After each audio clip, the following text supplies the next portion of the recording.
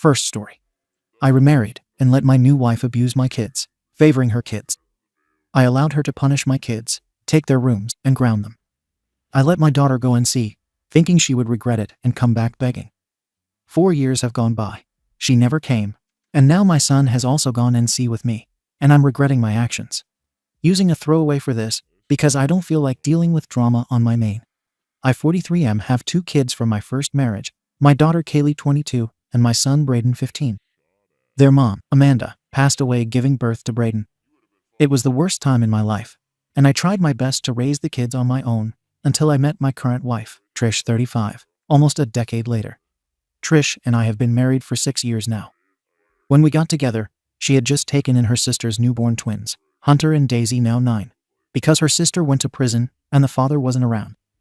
From the beginning, Trish stepped up like a real mom to those kids, and eventually we had a son of our own together, Logan 5. So we were a full house, 7 of us under one roof. Now here's the issue. Kaylee and Braden never liked Trish. Even when we were just dating, they'd act cold or distant with her. Kaylee especially. I chalked it up to teenage hormones and missing their mom. I always figured it'd pass with time. But it didn't. Once we got married and moved in together, things actually got worse. Kaylee and Trish butted heads constantly. Braden didn't say much, but he always sided with his sister and got passive-aggressive when Trish tried to lay down rules. I tried not to take sides. I figured they needed to work it out between themselves. I didn't want to undermine Trish as a parental figure or make it seem like I was picking one kid over another, especially not with how blended our family had become. The fights were usually about stuff I considered normal parenting chores, curfews, tone of voice, cleaning up after themselves, not using phones at the dinner table, etc. Trish is strict, but not abusive or anything like that. She just expects respect. She grounded them a few times, especially Kaylee, and of course they didn't take it well. Kaylee would always accuse her of power tripping and playing favorites with Hunter and Daisy. I didn't see it that way. I think people forget that Trish took on those kids when she didn't have to. She raised them like her own. I always told Kaylee to just try and get along, and I did remind Trish a few times to try and give them grace. But honestly, I stayed out of it. I didn't want to add fuel to the fire. When Kaylee turned 18 and graduated high school, she moved out that same summer. Not to dorms or an apartment near school, she went to go live with my late wife's brother, Dale, even though we lived the same distance from her college. That kind of stung, not gonna lie, but I didn't stop her. She's an adult. She can make her own choices. I thought that would finally bring peace to the house. With Kaylee gone, I figured Braden might chill out a bit, especially since he's more mellow by nature. But instead, things stayed rocky.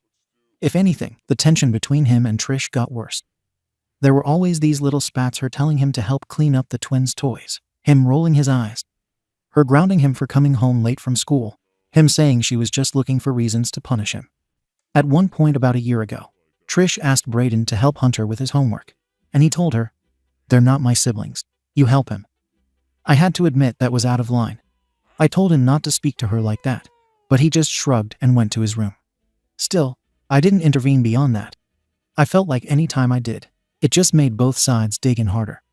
I tried to play the role of peacemaker without actually taking a side. Looking back, maybe I should have done more, but I didn't want to be that dad who undermines his wife just to keep the peace with his kids. And I figured Braden would eventually adjust, same as Kaylee did. Then about a month ago, things came to a head. Braden and Trish had a huge blow-up. I wasn't even home when it started. I came back from work and found Braden in his room packing a duffel bag, and Trish in the kitchen red-faced and furious.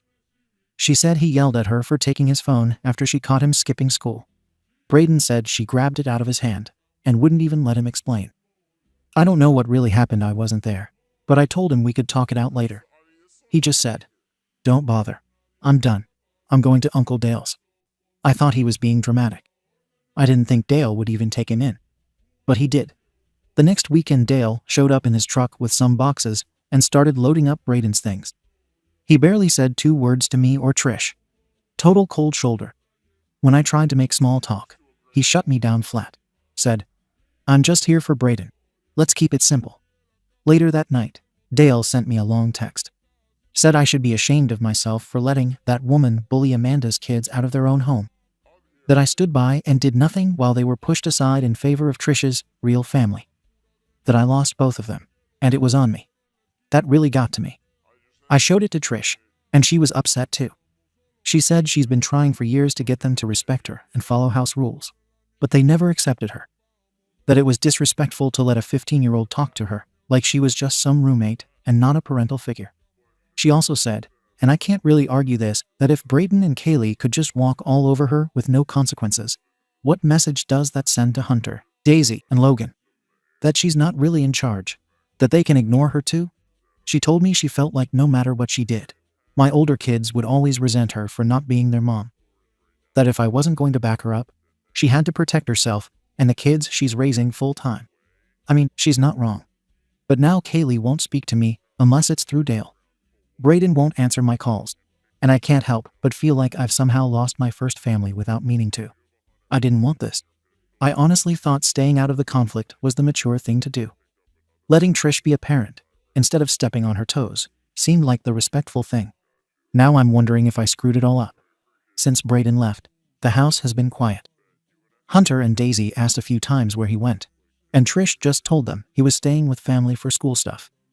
Logan doesn't notice much, but sometimes he asks why Brayden doesn't come to dinner anymore.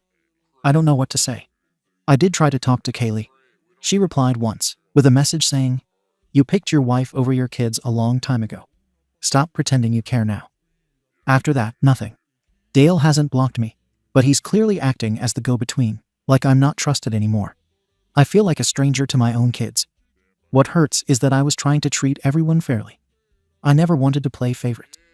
I gave Trish the space to be a parent, because that's what everyone says to do when you blend families. Don't undermine your spouse.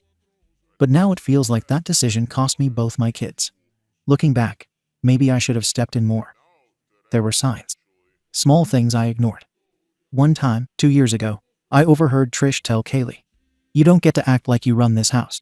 You're not the lady of the home." Kaylee didn't say anything back at the time, but the next day she left for the weekend without telling us. Another time, Brayden came home from school and found his room rearranged. Trish had moved Hunter's desk into his space without asking. She said it was temporary, but Brayden didn't believe her. They fought for a week over that. I also remember Kaylee crying in the garage once. I asked what was wrong, and she just said, "I feel like I don't exist in this house." I told her it wasn't true, and that things would get better with time. She nodded, but I don't think she believed me. I didn't follow up. Even little stuff. Trish would bake cupcakes for the twins' school events, but not for Brayden's birthday unless I reminded her. She said it wasn't intentional, she just forgot. Maybe she did, but it still happened more than once. Still, I always assumed it would work itself out. I thought I was keeping the peace by staying neutral. I thought Kaylee was just a tough teenager and Brayden was going through phases. I didn't realize I was sending the message that their feelings didn't matter, or that if they felt mistreated, they were on their own. Trish's stance hasn't changed. She insists they constantly disrespected her, that she was doing her best to hold things together in the house, and that if I had backed her more clearly, things might not have escalated the way they did. She doesn't believe she did anything wrong, only that Kaylee and Brayden refused to accept her. But now they're gone. I've basically got no relationship with either of them. I see their photos on the walls, but I don't hear from them. No calls, no visits, not even a text on my birthday this year. Meanwhile, Trish is happy. The house is peaceful. She says the twins are thriving without the bad influence of all the fighting. Logan is too young to understand the shift, but he's attached to Trish and the twins. That's his normal. And I feel like I'm being squeezed out of both ends. I've got one family I can't reach and another I don't fully feel part of. Trish's bond with the twins is solid. That's her family. I'm there, but not central. With Kaylee and Brayden, I was central until I wasn't. Trish asked me recently if I was still holding out hope that Kaylee and Brayden would come back. I told her I didn't know. She said I needed to accept that they'd made their choice. And so had we. We built a new family. And we need to stop mourning what doesn't fit. I didn't say anything, but it stayed with me. I don't know if I failed as a father, or if this is just what happens when you blend families and the kids don't adapt. I don't know if I should have pushed harder to get them to bond with Trish, or if I should have stepped in and told Trish to back off more often. I didn't want to be the guy who lets his kids walk all over his wife, but now it seems like I'm the guy who let his wife push his kids out. I didn't abandon them on purpose. I just thought things would sort themselves out. But they didn't. Now I've got 5 people under this roof, and not a word from the 2 people I raised for 15 years. Not even at Thanksgiving. I sent them both messages. No reply. Kaylee posted photos on social media of her and Brayden with Uncle Dale, smiling at some lake cabin. The caption said, "Family is who shows up for you." That felt like a punch. But again, I didn't think I was not showing up. I thought I was doing the right thing. So now I'm asking the internet because no one in my real life is neutral. Trish thinks I should let it go. Dale thinks I'm a coward. Kaylee and Brayden clearly think I chose sides. And maybe I did, by doing nothing. So here it is. Ada for letting my wife parent my kids, even if it meant they both moved out. Comments. Comment 1. Oh look, another. I didn't do anything wrong. Dad wondering why his kids bailed the second they were old enough. You didn't stay neutral. You emotionally abandoned them the moment Trish showed up. You outsourced parenting to your wife and called it maturity. Yeah, that's cowardly. You say Kaylee was dramatic and Brayden passive. But read your own damn post. You ignored your daughter crying in the garage. You watched your son's space get invaded. You noticed birthdays being skipped, punishments that felt personal, your wife acting like the kids were a threat to her authority, and you told yourself it was normal. You let your kids know loud and clear. If it's between them and your wife, you'll keep your head down and hope they get tired of meeting you. They got the message. And spoiler, you didn't lose them by accident. You handed them off because you didn't want to deal with the mess. YTA. Massive. If I were Kaylee or Brayden, I wouldn't talk to you either. Comment 2. I'm going to approach this from the perspective of a dad who also remarried and blended a family. First, yes, YTA. But not because you're evil or cruel. You're passive. And that's almost worse long term. You think staying out of conflicts makes you a good mediator. But parenting is not neutral. When your kids come to you with pain, and you choose silence, they don't see maturity, they see abandonment. Trish isn't evil, but her behavior clearly leaned into controlling territory. And it sounds like she prioritized harmony with her biological and adopted kids over fair treatment for yours. That "they disrespected me" line is a classic control narrative. She never tried to build a connection. She demanded obedience. Meanwhile, you kept trying to let her parent when you should have been an active bridge. It was your job to protect your kids from feeling alienated, especially after losing their mom. You didn't. You left them to sink. You can't fix this overnight. But if you ever want a relationship with your kids again, you'll need to take full ownership. And I don't mean sending them birthday texts. I mean real, brutal accountability. Otherwise, they're gone for good. Comment 3. I'm a stepmom. I discipline. I set rules. And I'm telling you straight up, your wife screwed this up, and you let her. You don't walk into a house with grieving kids and start throwing your weight around like you're the sheriff. Respect is built.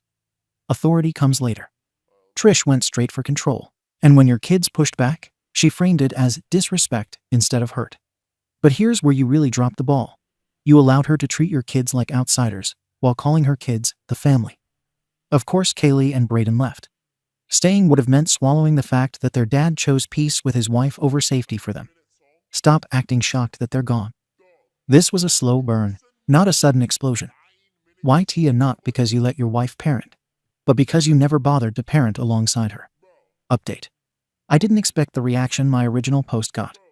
I'm not going to pretend it didn't hit hard, but I also think a lot of people jumped straight to assuming my wife is some kind of arsehole, and that's not accurate. I understand my kids were hurt. I don't deny that anymore. But I don't believe Trish was evil or abusive. She was strict. Maybe stricter than she should have been with kids that weren't biologically hers. That's not the same thing as bullying. A lot has happened since I posted. First, Brayden's birthday came up a couple weeks ago.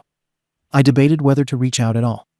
Trish said I should keep it simple and not push. I ended up sending a card with some cash and a short note. I told him I was proud of him, and that I hoped school was going well. I didn't mention moving back or fixing things. I just wanted him to know I hadn't forgotten. 2 days later, the envelope came back in the mail. Unopened. Inside was the cash and a folded piece of notebook paper. All it said was, "Stop pretending this is normal." No signature. I showed Trish. She said it proved exactly what she's been saying, that nothing I do will ever be enough for them, and that they want me to grovel instead of move forward. I didn't argue, but I didn't feel right either. I didn't respond to Brayden after that. Around the same time, I got a long email from Dale. He laid out, point by point, what Kaylee and Brayden supposedly went through in our house. He talked about Trish targeting them, about favoritism, and about emotional neglect.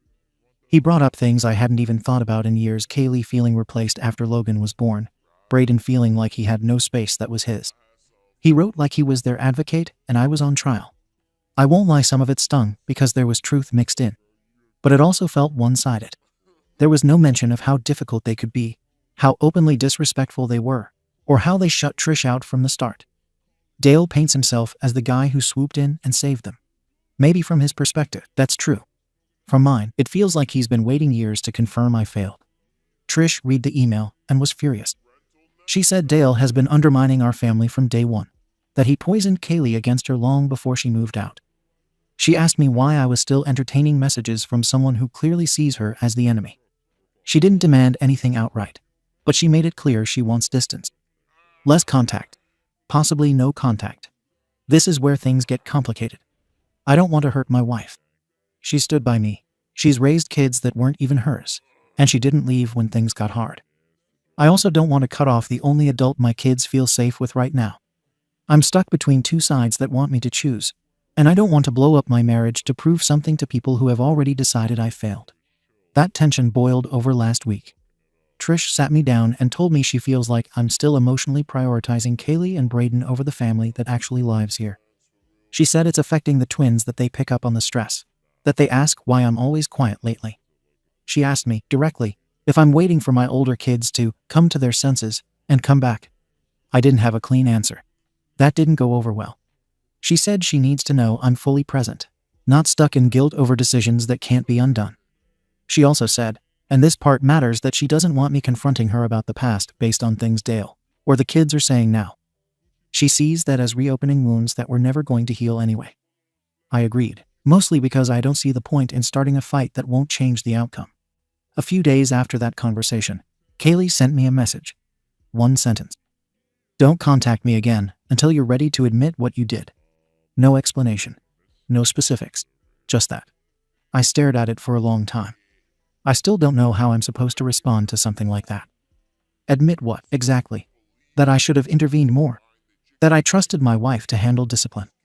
That I didn't realize how bad things felt to them. I can admit some of that. But I'm not going to declare my wife a monster just to reopen a door that might not even stay open. I didn't reply. Trish said that message wasn't an olive branch.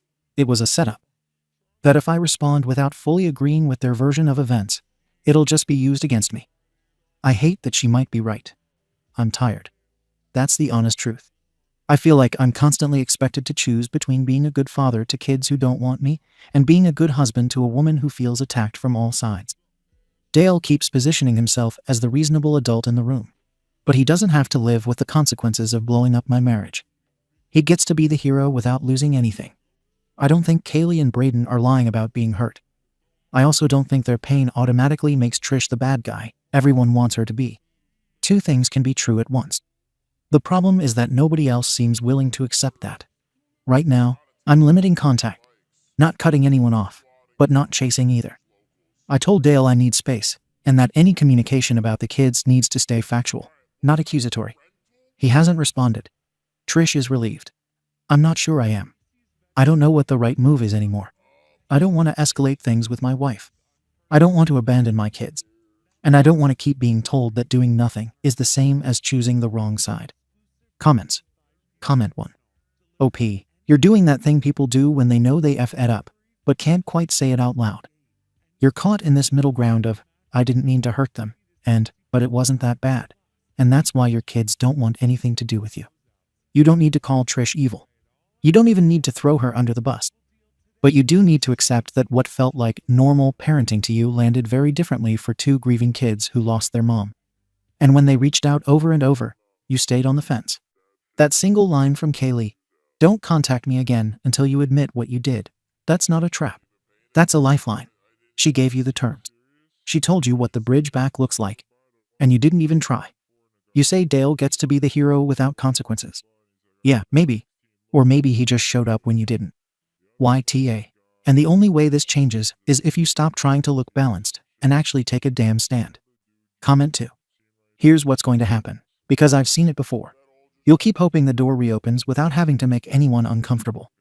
You'll tell yourself silence is better than conflict. And then one day, Kaylee will get married, and you won't be invited. Or Brayden will graduate, and you'll find out after the fact. You'll keep sending texts into a void until you stop trying.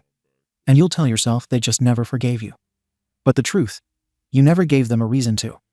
That message Kaylee sent, "Don't contact me until you admit what you did," that was an invitation, not a punishment. They're asking for accountability, not groveling, not a marriage sacrifice. Just a effing acknowledgement that their pain was real and valid. If that's too much for Trish, that's not your kid's fault. That's a different conversation. But right now, the only thing standing between you and your kids is your fear of rocking the boat. And if you keep choosing comfort over honesty, you'll end up with neither. YTA, wake up. Comment 3. I'm going to say Esh here, but mostly you. Your wife absolutely mishandled the parenting dynamic. Not every kid can be disciplined into love or respect. And she never tried to connect with them, just control them. But you sat back and let her treat your kids like tenants in their own home, and then called it keeping the peace. Now you're in damage control mode. But you're still thinking like the old you. If I say too much, someone will get mad. That mindset got you into this mess. If you want a real chance at repair, you need to do what you never did before: reach out without trying to look neutral. Say to your kids, "You're right. I let you down. I thought I was doing the right thing, but I see now that I wasn't there for you when it counted." No defenses, no caveats, just the truth. If they ignore you, fine. But you'll at least be giving them the one thing they've asked for this whole time: an honest parent, not a peacekeeper. Update. I wish I could say things got better. They didn't. I don't even know if I recognize my life anymore. Shortly after I stopped contacting Dale, things in my marriage shifted. Trish stopped bringing up Kaylee and Brayden. I stopped asking. We'd still eat dinner with the kids and still watch TV in the evenings. But the air between us was cold. Polite, not intimate. Then one night, she came into our room and gave me an ultimatum. She said she didn't want to live with a ghost anymore. That I needed to pick a direction and commit to it. Either I moved forward with her and the kids who still lived with me, or I kept one foot in the past and slowly let everything rot. She asked me directly, "Are you willing to cut off contact with Dale and stop trying with the kids who don't want to be part of this family?" I told her I couldn't do that. I wasn't going to chase Brayden and Kaylee down, but I wasn't going to abandon them either. I said I wanted to keep the door open. She didn't respond right away, just left the room. 3 days later, she found something that pushed it all off the edge. I'd been writing a letter to Kaylee.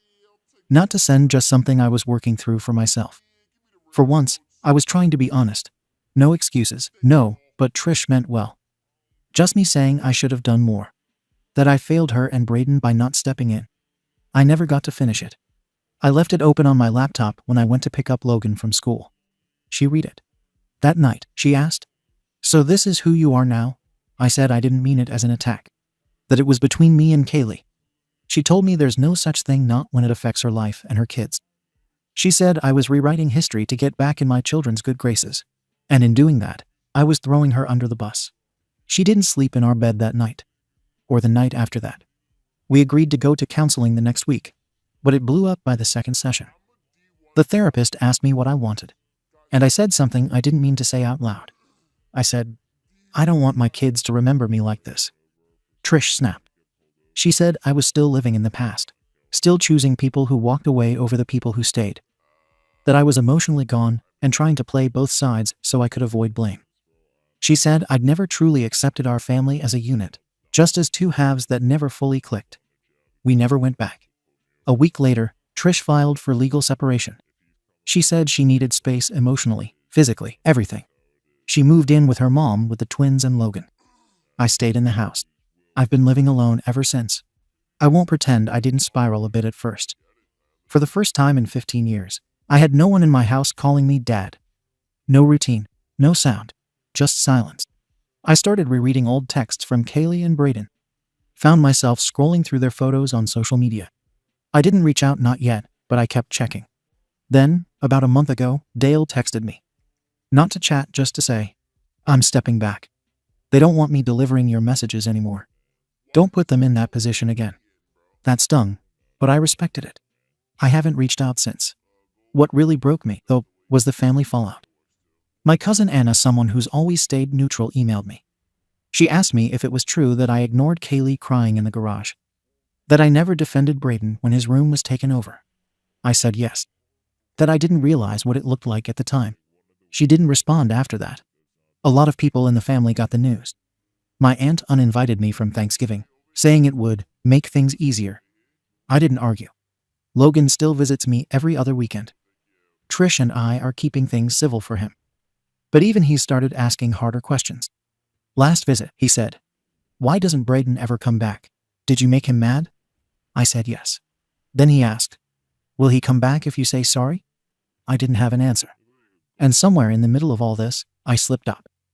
Hunter, one of the twins, asked why Logan doesn't get to see Kaylee. I told him, because I wasn't a very good dad to her. He didn't say anything at the time. But 2 days later, Trish texted me, "If you start planting guilt in my kids, I will take full custody." I told her it wasn't like that. She didn't reply. I've reached out to Kaylee and Braden once since the separation. Not to ask for anything. Just to say I'm sorry. For not stepping in. For choosing silence. For realizing too late. Kaylee left it on read. Braden hasn't even opened it. I don't blame them. The truth is, I spent years telling myself I was doing the right thing by staying neutral. By not adding to the drama. I let my wife take the wheel and told myself it was about respect. But it wasn't. It was about fear. About not wanting to be the bad guy to anyone, not to Trish. Not to the kids, not to myself. And now here I am, alone in the quiet. Finally admitting things I should have said years ago after thousands of strangers had to call me out online for me to even begin seeing it. I still love Trish. I still care about Logan and the twins. But I don't think I'll ever get my marriage back. And I definitely don't think I'm getting my older kids back either. But I'm still going to try. Even if they never respond. Even if the door never opens again. They deserved a better father. If I can't fix the past, the least I can do is show them I know that now. That's it for now. Comments. Comment 1. I'm a 61-year-old man reading this, and I'm sitting here in my one-bedroom apartment crying like a goddamn idiot. Because I see myself in you. My daughter's in her 30s now. I haven't seen her in 12 years. And I pulled your move, stayed quiet, stayed neutral, and didn't want to start fights with my second wife. Thought silence was safer than conflict. She told me I was choosing her, and I told myself I was choosing stability. But the truth was, I was scared. Same as you. You're waking up too late, man. You're trying now, and maybe you'll get something back. But I'm telling you, don't stop. Even if it's years. Even if they never text back. Just keep sending proof that you know. Because maybe they won't forgive you, but maybe they'll see you trying finally. And that matters more than you know. Comment 2. I don't feel sorry for you. I feel sorry for Kaylee and Braden. Because they screamed at the top of their lungs for years that they were being iced out. And you were too wrapped up in not upsetting the household to give it SHT. Now you're writing letters you didn't send and having therapy breakthroughs when the damage is already done. Trish didn't even have to be abusive. She just had to be cold. Passive aggression is a effing knife when you're a kid. And you handed her the blade and asked her to please be careful. You're not evil. But you're weak. And when a parent's weak, the louder one always wins. In your house, Trish was louder. So your kids lost. I'm glad you're trying now. But don't expect closure. You gave them years of being unheard. They owe you nothing. Comment 3. You've reached a point a lot of parents never get to. True regret. That's a painful place to sit in, but it's also where real change begins. The worst thing you could do now is retreat into guilt and stop showing up. Kaylee and Braden may never forgive you. But their children might one day ask who you were. What you did when the relationships broke. What kind of man you became afterward. You're building that legacy right now, even if no one's watching. Keep writing. Keep being honest. Keep doing better, not louder. And for the record, saying, I don't want them to remember me like thighs. That wasn't a betrayal of your wife. That was the first honest thing you've said in a long time. Don't lose it now. Second story. My fiancé found me in my Bill's bedroom, wearing his clothes, claimed I cheated on him, and ended our relationship. I never cheated, so I did some digging and found out he is projecting. To make this long story short, my fiancé 29M, his brother 24M, and I 25F were at a party with my fiancé's side of the family. And they can get pretty wild partying until literally the next day. I'm not used to this kind of event, nor do I drink much, but I had a couple of drinks at the party around midnight. My head hurt, I was tired, and I felt dizzy, so I asked my fiancé to take me home, and he said soon, but 1M came, and he was still dancing around with his cousins. My Bill sat next to me and said, "I'm heading home. Would you like me to take you too?" I said yes, and I texted my fiancé, telling him I left already. When I came home, I realized I didn't have the key because it was on the same keychain as the car keys, so I was unable to enter home. I was frustrated. I was almost in tears because my head was hurting so bad. He then asked me if I wanted to crash at his place, and I thought about it. But I didn't want to wait for my fiancé to get home at probably 7-8 a.m., so I agreed, and we went to his place. He lives about 20 minutes from us. He offered me his bed, and he went to sleep on the sofa. I fell asleep instantly and woke up around 11 and I grabbed my phone and found 30 plus missed calls and like 100 message from my fiancé. I called him, and he started asking me where was I and why I wasn't answering. He was yelling and panicking, and I told him I was at my Bill's house, and he hung up without answer. I went to wake up my Bill, and not even 15 minutes later my fiancé was already there yelling and accusing us of cheating. He realized I was wearing my Bill's clothes and freaked out even more. I tried to explain that nothing happened because we don't have that kind of relationship, but he didn't believe us. Then he stormed off, but 5 minutes after came back and grabbed me and take me home with him. He asked for my phone, and I gave it to him. And after not finding anything, he still thinks I have something with his brother. He told his entire family he was cutting Bill off and won't talk to him ever again, but didn't tell anyone why. He then said I need to work extra hard for him to forgive me, and we need couples counseling, but only after I confess what we did. But literally nothing happened. I was just extremely tired, and I've known him for 6 years, so I decided to go with him. I talked to my mom, and she said I disrespect my relationship by going home with another man, and I shouldn't be surprised if my fiancé calls our engagement off. I love my fiancé very much, but I never saw him like this, and I don't know what to do. My Mill calls me constantly, asking me if I know what happened and why my fiancé would treat his brother like this, and I don't know what to tell her. I was just too tired, and my head was killing me, so I went home. And now I don't even know if my relationship is salvageable. Edit to clarify something. A lot of y'all are asking why I didn't tell my fiancé face to face that I was leaving with Bill. And that's because I knew he would have stopped me and told me he would take me home and then keep me waiting for him. I know I didn't do everything the right way, but my head was killing me, and I was tipsy. As for the t-shirt, I thought sleeping in a crop top with no bra was worse than asking for a t-shirt to cover myself. And why didn't I ask Bill to text his brother? It didn't even cross my mind at the time. Plus my fiancé, and I have that thingy where you can check where the other one is. I don't know what name it has on Android. Edit 2. I talked to my Mill. I might update tomorrow. Comments. Commenter 1. Why didn't you text or call your fiancé? Regardless of the cheating accusations, that must have been mighty scary for him, not knowing where you were. Your fiancé should have taken you home if you weren't feeling well. I don't think you're an RC hole or the relationship is ruined. Give it a little time for cooler heads to prevail, and then communicate with each other. OP. I thought I did, but I didn't send the text apparently. And when I get headaches, they're almost always blinding. I can barely see any screen. Commenter 2. NTA. You didn't feel good, and he did nothing about it. Are you sure he's ready to get married in the first place? He doesn't trust you or his brother. You have to make it up to him. This sounds like someone you want to marry and spend the rest of your life with. OP. It's the first time I've seen him like this. That's why I'm worried. Commenter 3. If he moved the way you moved that night, how would you be thinking and feeling the next day when a simple phone call to him could have avoided all of this? Why not a phone call? You had your phone because you said you woke up to missed calls and messages. This SHT is mad suspect. Aegis. OP. He never answers my calls, so I decided to text. He has his phone on D&D, so even if I called, I'm pretty sure he wouldn't answer. Commenter 4. I think you're both at fault, him to a higher degree though. You for not letting him know you went with Bill and him for leaving you with your headache, and then not coming home till later. OP. I saw the first call was at 8:47 am, so he wasn't really thinking about taking me home. Commenter 5. You need to go on the offensive and tell your fiancé to grow up. And if he intends to marry you, he needs to prioritize taking care of you over partying. It doesn't sound like he was in any shape to drive. Curious about one thing. Could you not have just gone to sleep where you were at?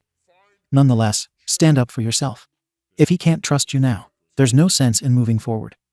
This assumes there isn't any history or other reason to think anything about Bill. Where was the Bill's wife? I'm guessing fiancé's sister. OP. There are only 2 rooms, and both of them were occupied. And my mill locked her living room because people steal her things. I almost pulled 2 chairs together and slept their Latino party style. But I was cold. Commenter 6. Is it normal for your fiancé to stay out partying until 7/8 am? You said he didn't call until 8:47 am. Is that a usual time for him to come home from partying? And had he been drinking? How was he supposed to drive you home drunk? If he often drinks until the next morning and stumbles and wasted, he's an even bigger than just ignoring you in pain. He's going to kill himself or someone else. My vote is to leave this but if you stay, please make him take a taxi/Uber/etc. when he drinks. I can see this being completely innocent. You weren't feeling well. It's 1 am, and he's still going. You seem afraid to stand up for yourself or properly communicate with him, and figured you'd be safe with your fiancé's brother. Him flipping out and throwing accusations immediately is wild. How often does he go tie one on without you? This is all so alarming. I'd be totally fine with my husband catching a ride with my sister, but I wouldn't keep him waiting on me while I partied until 9 am.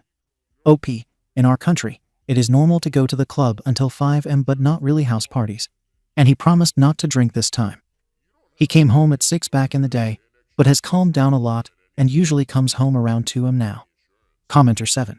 Did he drink this time? And how often does he go clubbing? I know culturally things are probably different, but in any culture it's pretty wild to be out at the club until 2 am with a fiancé at home and call that calmed down. Part of getting engaged is making a commitment to prioritize your relationship and the life you're building with that person.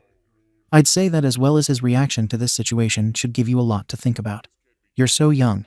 With an entire life ahead of you, do you really want to spend it with an almost 30-year-old who still parties like they're 20? OP.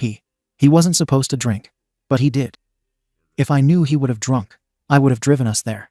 And he goes like every couple of months now, not like he did before, almost every week. Update. Hey, it's me again. This time I'll put a TLDR at the end because /t got complicated, and I don't know exactly how to explain it all. So first of all, I checked my ex's phone.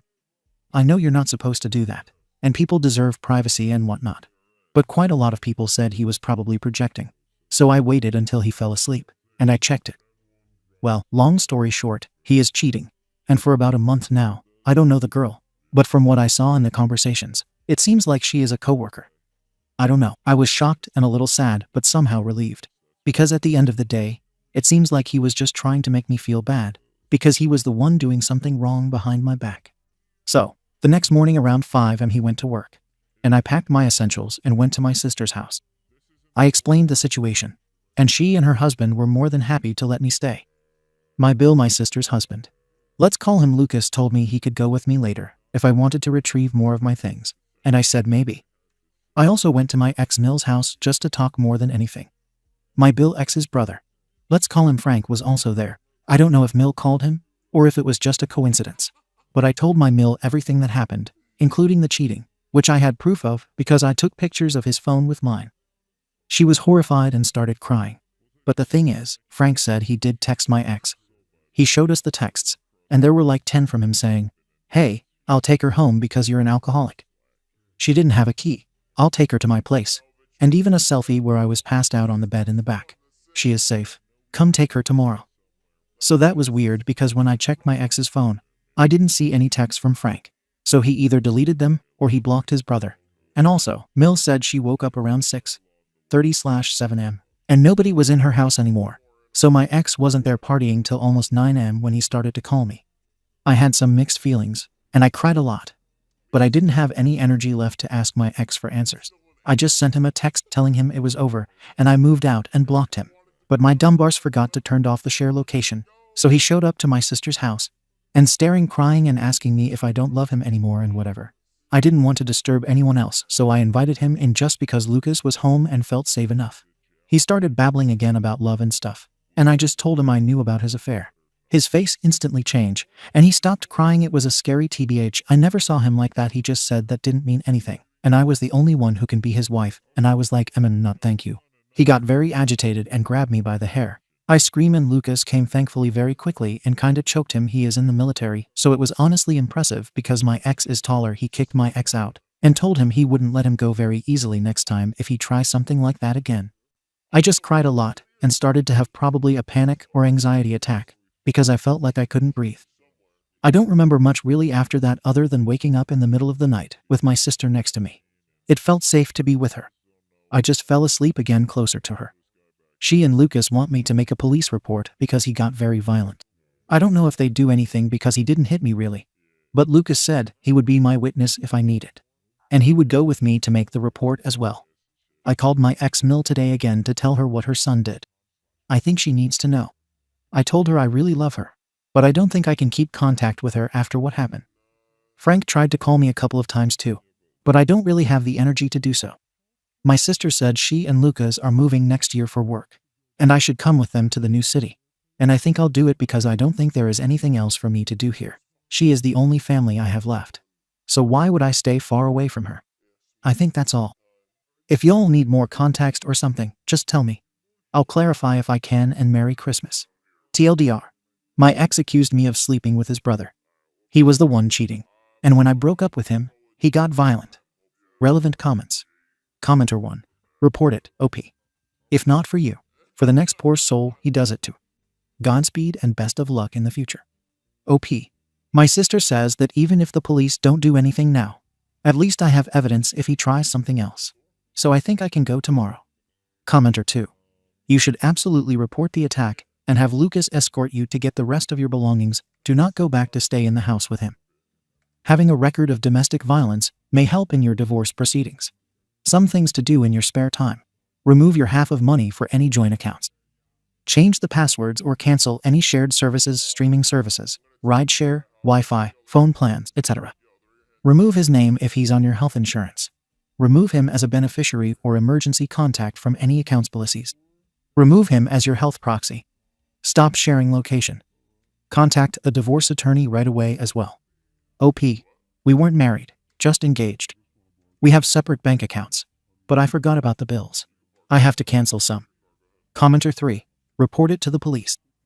Then you have a paper trail in case you need a restraining order. Tell your ex-Bill exactly what happened and your ex-Mill. Tell them you've gone to the police and will press charges if he comes near you again. Moving with your sister sounds like a great plan. Best of luck, OP. And at least you found out before you got married to that cheating posse. OP. I told my ex-Mill. And I think she told my ex-Bill because he's been calling and texting, asking if I'm okay. But I just don't want to talk to anyone now. So I haven't responded yet. Thank you for watching the video. If you are interested in listening to these kinds of stories, we've got more in store for you. Simply subscribe to our channel, hit the like button, and share it with your friends.